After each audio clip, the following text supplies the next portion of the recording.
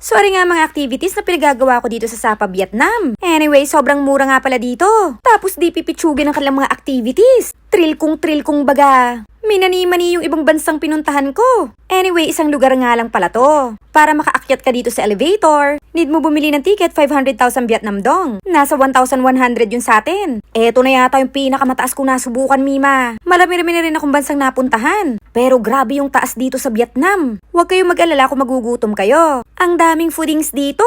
Tourist spot nga ito pero hindi pa rin mahal ang presyo. Natatakot nga si Dudong dyan ng a little bit kaya kinakapitan ko siya. Medyo naaawa kasi ako sa kanya, Mima. Anyway, na-experience nyo naman diba yung glass walk sa ibang bansa? Naka-experience na rin ako ng Thailand, ng Japan, pati ng Taiwan. Pero ito yung glass walk. Sobrang haba talaga.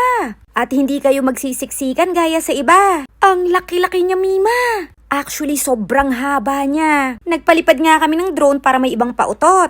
Alam mo yung mga activities dito? Hindi talaga tinipid. Sulit na sulit.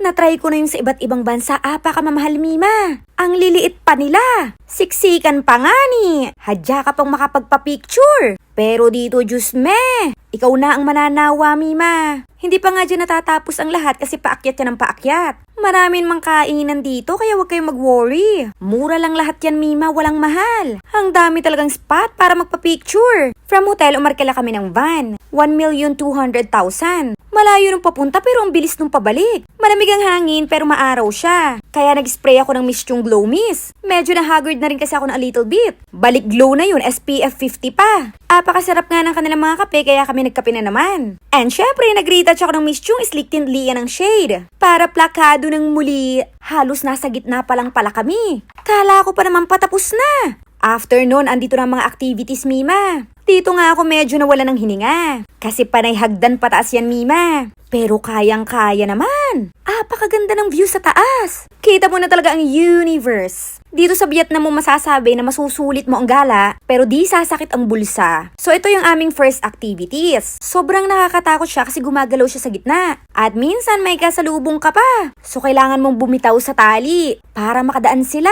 Aba, stress malala. 150,000 Vietnam dong nga ito. Nasa 350 pesos. Per person to, ha? At dahil magkakatabi kami, so one time lang ang drone. 100,000 ang drone. Nasa 220 pesos ganyan. Magdala kayo ng cash, ha? Hindi uso dito ang card. Kung pumayag man ang card, may additional 3% pa. Eto naman yung second. Same lang yung ticket dyan. Pati yung drone price. Eto naman yung aming last. Hindi ka maliligaw dyan kasi magkakasunod lang talaga siya. Aakiting ka talaga niya mag-rides, Mima. Pero grabe, sobrang sulit. Apakaganda sa Vietnam. Actually, sabi nga ni Dudong ito ang pinakamasaya niyang experience sa lahat-lahat daw ng aming napuntahan. Eto, nakakatakot siya pag inangat. Pero ang sarap sa una at pangalawang bagsak. Yung bike nga pala kanina, nakakatakot lang yung pag nasa gitna. Medyo gumagalaw-galaw kasi, Mima. And ayan na nga, pauwi na kami. And ito nga pala yung sinuggest ng driver, sarap daw kumain. So kumain kami here at ang mura lang ng bill. 10 packs kami, bundat na. Apakadami pa ng foodings. Ano na naman itong nilalaro ni Dudong? Pero 2.7 million lang ang aming bill. Huwag ka, medyo klase na yung resto. Nasa 5,600 pesos lang ito. Sobrang sulit talaga dito. At panalo talaga yung lasa ng kanilang mga foodings.